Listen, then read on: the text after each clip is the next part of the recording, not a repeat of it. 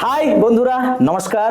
আমি mister Khan, super coffee with mister Khan এই মঞ্চে, এই পডকাস্টে আজকে আমাদের এই আড্ডায় আজকে সুপার আড্ডা হতে চলেছে। কারণ সুপার হওয়ার কারণটা রয়েছে এই আমরা গ্ল্যামার জগতে কাজ করি, এবং এই যে গ্ল্যামার জগতে বা এই অভিনয়ে আমরা স্ক্রিনে যে আর্টিস্টটাকে আমরা এত সুন্দর দেখি এবং এত তাদেরকে এই যে সুন্দর করার একটা রাজ যে থাকে, ড্রেস, মেকআপ এবং বিভিন্ন অ্যাসেসরিজ দিয়ে, অর্নামেন্টস দিয়ে তাকে সুন্দরতা করে আমরা স্ক্রিনে যে প্রেজেন্ট করি, তো সেই একজন স্ক্রিনে প্রেজেন্ট করার মতো একজন মেকআপ আর্টিস্ট যে ইন্ডাস্ট্রিতে তার একটা কম বেশি পরিচিতি রয়েছে, যার নাম মিমো রয়, এবং তাকে অনেকে আমাদের ইন্ডাস্ট্রিতে সুপার নানি বলে পরিচিতি মানে চেনে বা জানে।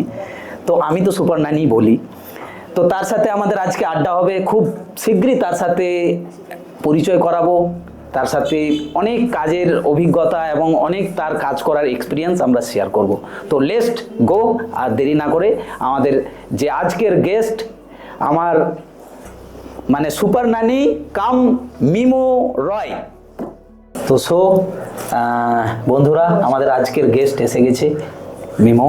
তো তোমাকে আমাদের এই মঞ্চে সুপার কফি উইথ মিস্টার খান, আমাদের আজকের এই পডকাস্টে তুমি এসছো, তার জন্য তোমাকে অসংখ্য ধন্যবাদ আজকের অতিথি হয়ে। ধন্যবাদ তো আমার Khan brothers and creation and খানদাকে জানাচ্ছি। থ্যাংক ইউ সো মাচ আমাকে এখানে ইনভাইট করার জন্য অ্যাজ আ গেস্ট হিসেবে। আচ্ছা, না তুমি আজকে তো জানবো তোমার এই মানে কাজ করার এত যে তোমার স্ট্রাগল, কিছুটা তো তোমার সাথে কাজ করেছি, তো যতটা করেছি অনেকটা ধারণা হয়েছে যে তোমার কাজের স্কিল এবং তুমি কত স্ট্রাগল করো, এবং তুমি অনেকটা দূর থেকে আসো, কাঁধে 20 কিলো 30 কিলো ব্যাগ নিয়ে। তো এই ব্যাপারে তো তোমার এই যে মানে মডেলিং ইন্ডাস্ট্রি, মানে এই যে গ্ল্যামার জগতে বা কোনো জায়গা থেকে হঠাৎ করে তোমার কি মনে হলো যে এই গ্ল্যামার জগতেই এসে তোমাকে মেকআপ করতে হবে? মেকআপের বলতে হলে প্রথম থেকেই বলা যায় 2017 সালে প্রথম আমি এই ইন্ডাস্ট্রিতে কাজ করবো বলে আসি অ্যাজ এ মডেল, না অ্যাজ এ মডেল। আচ্ছা। তো ভাবি যে অ্যাজ এ মডেল অ্যাক্টিং করব, মডেলিং করব, সেই হিসেবেই আসি। কিন্তু কিছু পরিস্থিতির কারণে, হয়তো ফ্যামিলির চাপে অ্যান্ড পার্সোনাল কিছু কারণে আমার সে কাজ করা হয়নি। তারপরে পড়াশোনা নিয়ে ব্যস্ত হয়ে পড়ি।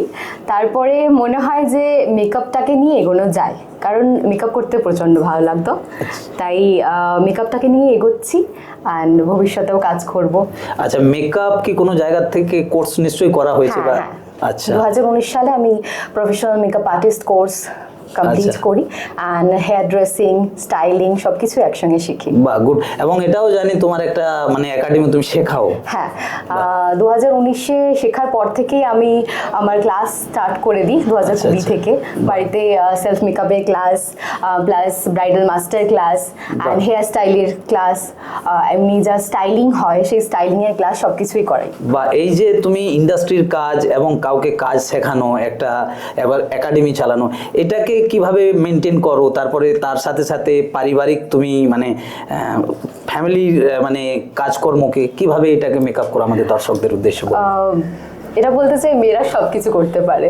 মেয়েরা ফ্যামিলি সামলে, কাজ সামলে, নিজের প্যাশনকে চাইলে, নিজের মেন্টালির কাছে সবকিছু, মনের কাছে সবকিছু, তো মেয়েরা সবকিছু করতে পারে। সেই এতেই আমি এগোচ্ছি। ফ্যামিলিও সামলাতে হয়, প্লাস আমার প্রফেশন, আমার ভালোবাসা বলতে পারো, তো সবকিছুই হচ্ছে। আচ্ছা, তুমি এমনিতে তো তোমার হাইট বা যেরকম তোমার লুকস, একজন মডেল বা আর্টিস্ট হওয়ার জন্য যেটা দরকার সেটা এজিবল, কিন্তু এই যে হঠাৎ করে অভিনয় মডেলিং ছেড়ে মানে মেকআপে এসে যাওয়া, এটার মানে কি ডিসিশন বা ওই খিদে বা ওই জায়গার থেকে আর কি কোনোদিন ইচ্ছা আছে যে মডেলিং বা ইন্ডাস্ট্রি মানে অভিনয় করব? আসলে বলে না যে মানুষ বুঝতে একটু সময় লাগে, হয়তো যে মানুষ কোনটা ভালোবাসে, আমাদের কফি হ্যাঁ কোনটা ভালোবাসে। তো আমার কাজটা আমার কাছে ভালোবাসা, আমি সেটা পরে বুঝতে পারি কাজ করতে করতে, যে মেকআপ করতে আমার প্রচন্ড ভালো লাগে। তো আমি কমফোর্টেবল এই জায়গাতে, তাই জন্যই মেকআপ প্রফেশনটাকে চুজ করা। আচ্ছা, ভবিষ্যতে যদি কোনো সময় অ্যাক্টিং আবার যদি ইচ্ছা মানে কোনো জায়গায় সুযোগ পাও, ইচ্ছাটা আছে না ওটা বাদ দিয়ে ইচ্ছা এখনো বিলুপ্ত হয়ে গেছে? এখনো ভেবে দেখিনি, আচ্ছা, যদি ভালো জায়গায় চান্স পাই করতে পারি।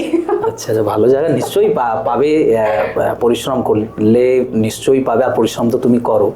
আচ্ছা, এই জায়গাতে এই মানে তোমাকে কি বলবো, আমাদের মেকআপ ইন্ডাস্ট্রিতে তুমি এই জায়গাটাকে মানে মানে ভবিষ্যতে কোন জায়গায় নিয়ে যেতে চাও নিজেকে? মানে মেকআপের তো অনেক ভ্যারাইটিস হয়, যেমন প্রস্থেটিক, জানো তুমি কি প্রস্থেটিক করো? হ্যাঁ, আমি প্রস্থেটিক মেকআপ। আচ্ছা, হ্যাঁ, প্রস্থেটিক হয়, কসমেটিক্স হয়, বিভিন্ন ধরনের হয়। তো তুমি প্রস্থেটিক জানো। তো এই মেকআপে ইন্ডাস্ট্রিতে বিভিন্ন মেকআপ হয়, এমনকি শুটিং যদি 1 ঘন্টার হয় তো মেকআপ হয়তো 1.5 দিন 2 দিন ধরে হয়। দেখেছি অনেক সিনেমা, মানে 4 ঘন্টা 5 ঘন্টা, হ্যাঁ 6 ঘন্টা 4-5 ঘন্টা আরো বেশি টাইম লাগে একটা কিছু মানে টাইমিং এর ব্যাপারে। তো মেকআপের উপরে তুমি মোটামুটি নিজেকে কোন জায়গায় নিয়ে যেতে চাও?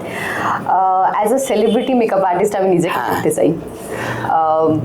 বেঙ্গলি ইন্ডাস্ট্রিতে কাজ শুরু করেছি, পরবর্তীকালে হিন্দি ইন্ডাস্ট্রি অ্যান্ড ইংলিশ ইন্ডাস্ট্রিতেও করতে চাই, ওয়ার্ল্ড ওয়াইড। ওয়ার্ল্ড। তুমি এই যে বললে ইন্ডাস্ট্রিতে মেকআপ শুরু করেছি, সেলিব্রিটি মেকআপ বা কি ইয়েতে, এবারে আমাদের তো এই টলিউড, মানে আমরা যেখানে বাংলা ইন্ডাস্ট্রিতে কাজ করছি, আমাদের এখানে তো কাজ করছো জানবে, বাজেট খুব অল্পই হয় এবং এই বাজেট নিয়ে অনেক কম্প্রোমাইজ করে কাজ করতে হয়। তো এই জায়গাতে কোনো সেলিব্রিটি মেকআপের জন্য ধরে নাও একটা কোনো বয়স্ক, যেমন দেখবে ওই যে আমাদের কিছু প্রস্থেটিক মেকআপ হয়, অনেক আর্টিস্টদেরকে মানে 40 বছরে যে আর্টিস্ট তাকে 80 বছরের করতে হয়েছে বা কিছু, সেই জায়গাতে তোমার ক্রিয়েটিভিটি, যেটা তুমি ধরে নাও কোনো ডিরেক্টর বা কোনো জায়গার থেকে বাজেট হয়তো কম, কিন্তু তোমাকে বললো একটা 14 ইয়ার্সের একটা ক্যারেক্টারকে তোমাকে 16 ইয়ার বা 17 ইয়ার করতে হবে, সেই জায়গায় তুমি বুঝতে পারছো যে করা যায়, সম্ভব। কিন্তু দেখা যাচ্ছে সেইখানে যে মেটেরিয়ালস দিয়ে তুমি তাকে সেই জায়গায় আনবে, সেই মেটেরিয়ালসের জন্য হয়তো তার কাছে পর্যাপ্ত বাজেটটা আসছে না। তখন এই জায়গাতে তুমি তোমার ক্রিয়েটিভিটি বা তোমার কাজ করার জায়গা থেকে মানে তুমি কিভাবে সেটাকে ট্যাকল করবে বা কাজটা কিভাবে মানে ছেড়ে দিতে চাও, না এটা হবে না, এইরকম কোনোদিন সম্মুখীন হয়েছো? বা এরকম যদি হয় তো এটা নিয়ে তোমার কোনো এক্সপিরিয়েন্স যদি থাকে বলো। হ্যাঁ, এক্সপিরিয়েন্স তো অবশ্যই আছে। যখন থেকে কাজ স্টার্ট করি তখনই অনেক এরকম ফেস করেছি, যে বাজেট এমন বলা হচ্ছে সেখানে আমার কিছুই থাকছে না, কিন্তু আমি প্রোডাক্ট নিয়ে কোনোদিন কম্প্রোমাইজ করিনি আর করবও না ভবিষ্যতে। আমি চাই আমার কাজটা সবার কাছে যাক, আরো ভালো হোক আমার কাজটা। তো আমি আমার 100% দিয়ে সেখানে কাজ করি আর করেওছি। টাকাটা সবকিছু ম্যাটার করে না, আমার কাজটা যেন ভালো হয়। আর একটা প্রজেক্ট সবার উপর নির্ভর করে, একটা মেকআপ আর্টিস্টেরও অনেক বড় দায়িত্ব থাকে, তাই চাই এরকম করে কাজ করতে। আর অবশ্যই ভালো বাজেটের কাজ তো পাবোই, কিন্তু তার আগে তো আমাকে লোককে চিনতে হবে, একদম। তো সেই চেনার জায়গাটা আমি তৈরি করতে চাই।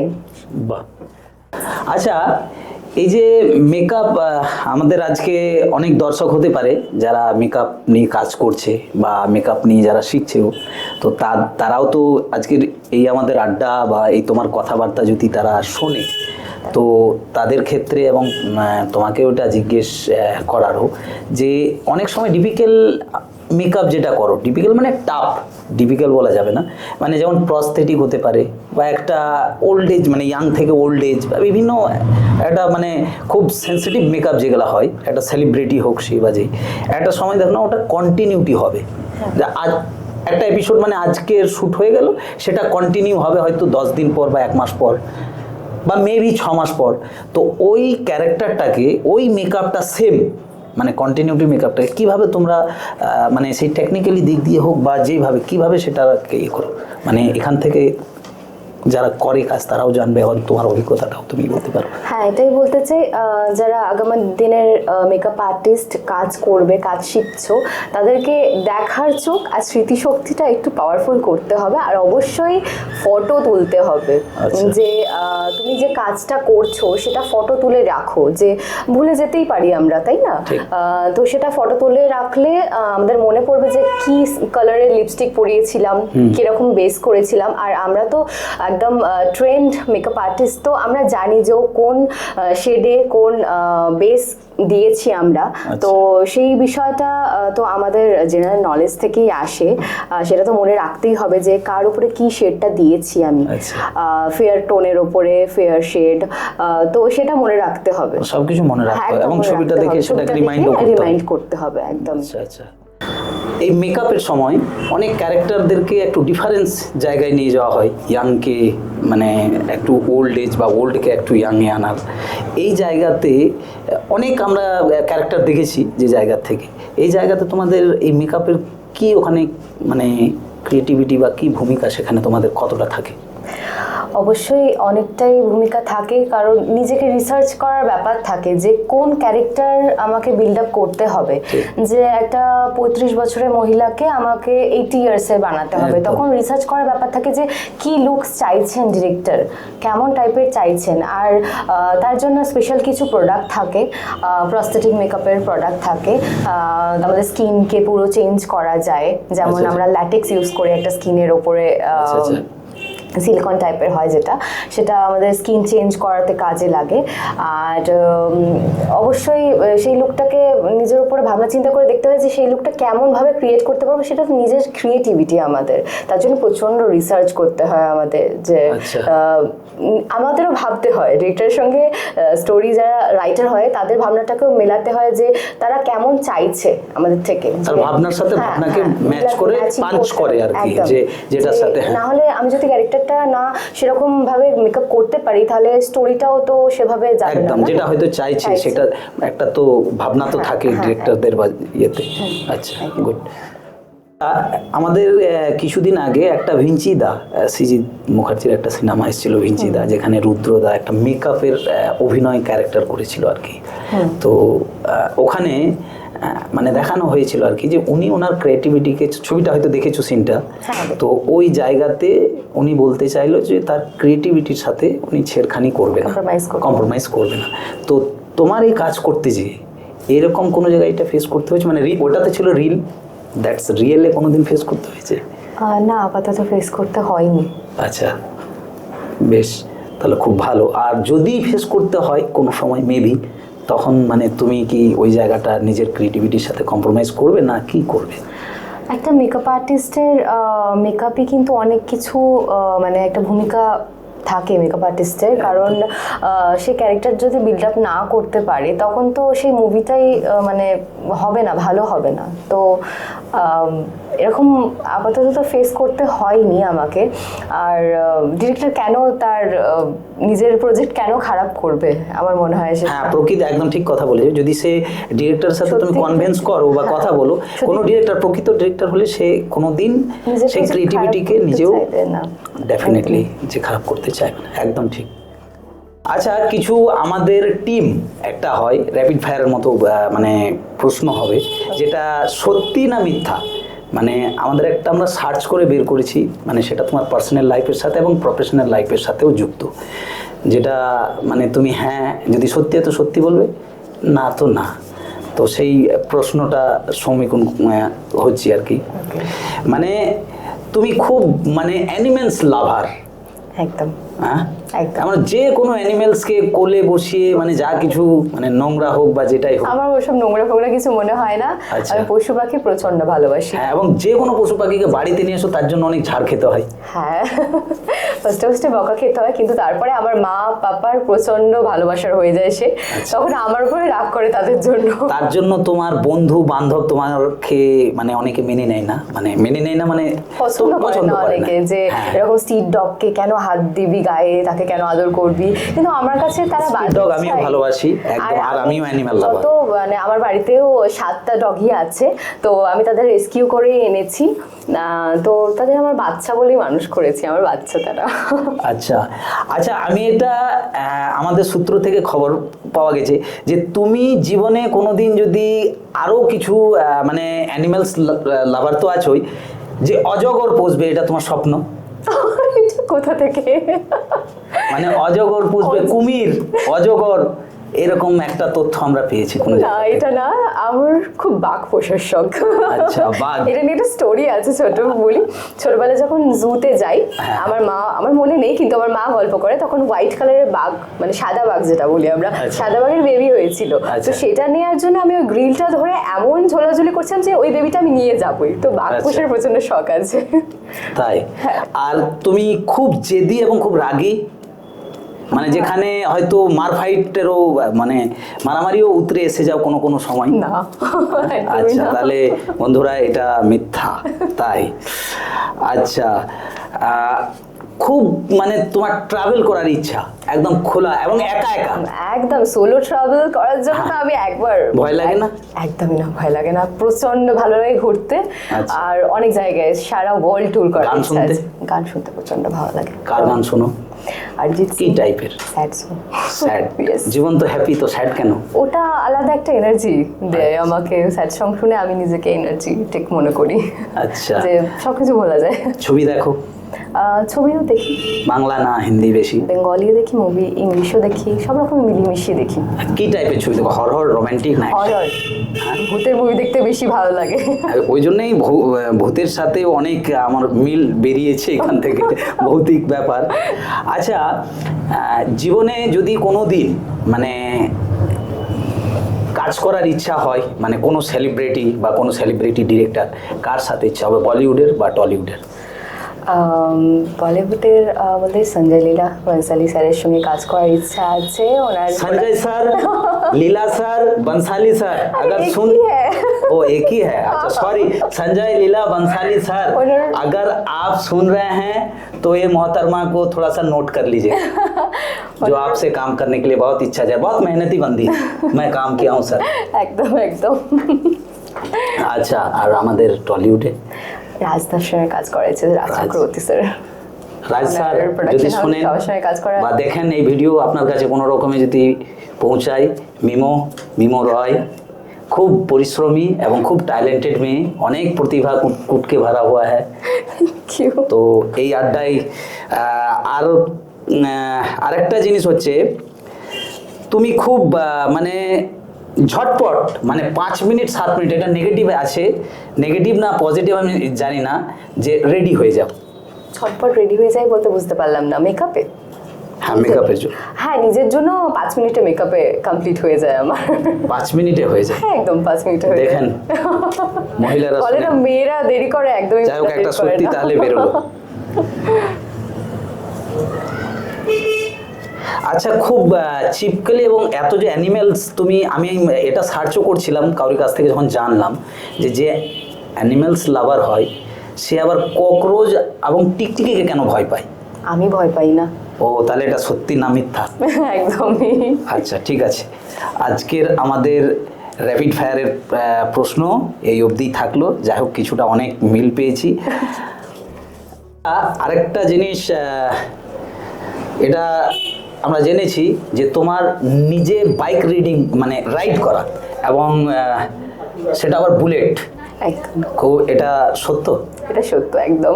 প্রচন্ড ইচ্ছা আছে, যদি কোনো সময় সুযোগ হয় আচ্ছা। নিজের পয়সায় বাইক কিনবো, তাও বুলেট, আর চালাবো। বাহ, আমাকে বসায় বা মা বাবাকে বসায় আগে? মা তো বসবে না ভয়ে? না, বসবে হয়তো। বসবে? আর না, কেউ যদি না বসে 2-4টে ডগই সামনে হয়। হ্যাঁ, ওদেরকে নিয়ে ঘুরতে চলে যাবো। আচ্ছা, আরেকটা, এটা হয়তো কিছুটা পার্সোনালি হবে, চাইলে উত্তর দিতে পারো বা তোমার মতো। আচ্ছা, তুমি তোমার জীবনে এখন কাকে লাইক করো, বা কেউ আছে জীবন সঙ্গী? না, আপাতত তো কেউ নেই, সত্যি, একদম একদম সত্যি? আগে ছিল? আগে ছিল। আচ্ছা, এখন কাজ এসে এখন গেছে? কাজ, ওটাই আমার ভালোবাসা। কাজটাই সঙ্গী। একদম। বাহ, খুব ভালো। তো বন্ধুরা, আমাদের আড্ডা আজকে অনেক দূর, অনেক গল্প করলাম, আবার ভবিষ্যতে করব, তো আমরা আর লম্বা করব না আমাদের ভিডিওকে। আমাদের সুপার নানিকে এবারে খুব শীঘ্রই আমরা ছাড়বো, এবং একটা এই শেষ করার পর্বে আর একটা কথা বলি, তুমি তো একাডেমি একটা আছে তোমার, কি নাম সেটা? রয় মেমো ড্রিমস মেকওভার আমার পেজের নাম। আচ্ছা। আর রয় মেমো মেকআপ ইনস্টিটিউট। তো যারা মেকআপের ব্যাপারে জানতে বা কোনো কিছু শিখতে বা বা কিছু তোমার সাথে তাহলে যোগাযোগ যদি তারা করে বা কিছু তাদের উদ্দেশ্যে তুমি তোমার মানে কি কি তুমি শেখাবা সেই ব্যাপারে একটু আমাদের দর্শকদের তুমি যারা যারা আপকামিং মেকআপ আর্টিস্ট আছো, যারা ভাবছো যে এই মেকআপ কেরিয়ারে নিজের ভবিষ্যৎ তৈরি করতে চাও, তারা অবশ্যই আমার সঙ্গে যোগাযোগ করতে পারো। আমাকে যোগাযোগ করতে গেলে আমার ফোন নাম্বার হচ্ছে 8274921081। আরেকবার বলে দিচ্ছি 8274921081। এই নম্বরে তোমরা কল বা হোয়াটসঅ্যাপ করতে পারো, বা আমার ফেসবুক আইডি হচ্ছে রয় মিমো, এখানেও তোমরা আমাকে পিং করতে পারো। আর আপকামিং অনেক ক্লাসেস আমি করাবো মেকআপের, যারা যারা শিখতে চাইছে তারা অবশ্যই তাড়াতাড়ি করে যোগাযোগ করো। ডেফিনেটলি বন্ধুরা, তো মেকআপ সংক্রান্ত যদি কেউ ইন্টারেস্টেড থাকেন তো ওনার সাথে উনি বললো। তো আমরা আর বেশি মানে বাড়াবো না, এবারে আমরা লাস্ট পর্যায়ে এসে গেছি। তো নেক্সট বন্ধুদেরকে বলি, আবার আমরা নেক্সট গেস্ট নিয়ে খুব শীঘ্রই আমরা হাজির হয়ে যাব আপনাদের কাছে। আমাদের নেক্সট গেস্ট কে হবে বা কাকে আমরা পাচ্ছি নেক্সট। আর তুমি আরেকবার তোমাকে আমাদের খান ব্রাদার্স ক্রিয়েশন থেকে এবং আমাদের দর্শকদের পক্ষ থেকে অসংখ্য ধন্যবাদ যে এই মঞ্চে তুমি এসছো, আমাদেরকে সময় দিয়েছো বা আমাদের এই পডকাস্টে তোমার চলার পথে যে অভিজ্ঞতা এক্সপিরিয়েন্স শেয়ার করেছো। তো আশীর্বাদ রইল তোমার ইন ফিউচার ব্রাইট হোক। থ্যাংক ইউ সো মাচ দাদা, এত ব্লেসিং করার জন্য অ্যান্ড আমাকে ইনভাইট করার জন্য thank you so much. Thank you. এবং এরপরে বন্ধুরা আপনাদেরকেও থ্যাংক ইউ সো মাচ। তো tata, bye, see you and namaste. Namaste.